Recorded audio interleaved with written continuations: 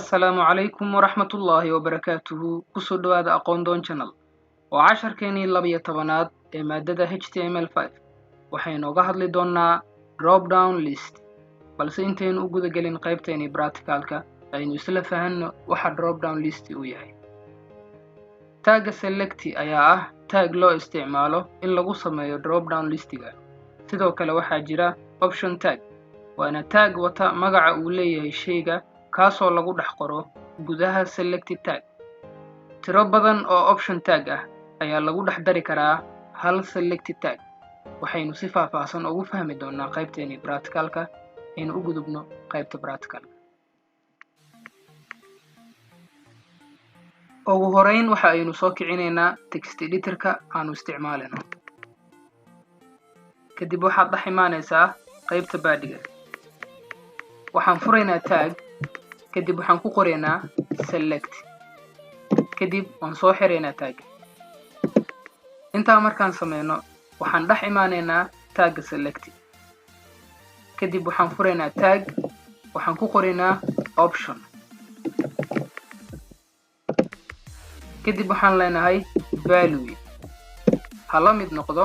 tusaale kale waxaan iska dhahaynaa value koowaad ama qiimaha koowaad kadib waxaan ku qoraynaa magaca waxaan rabnaa u bixinaynaa tusaale kale waxaan leenahay home kadib waad soo xiraysaa option tag hadda waxaa inoo samaysan hal option tag haddaan rabno inaan badsano waxaan maraynaa stepkan hadda soo marnay waxaad furtaa tag waxaad ku qoraysaa option kadib waxaad leedahay value tusaale kale waxaan leenahay qiimaha labaad waxaan ku qoraynaa about kadib aan soo xiraynaa option tag bal mid kale aynu ku darsano annagoo marayna stepkii aan hore usoo marnay tag fur option ku qor kadib waxaad tiraahdaa value ha kuula mid noqdo qiimaha saddexaad waxaan ku qoraynaa contact as kadib aan soo xiraynaa save dheh bal aynu tijaabino waxa aynu soo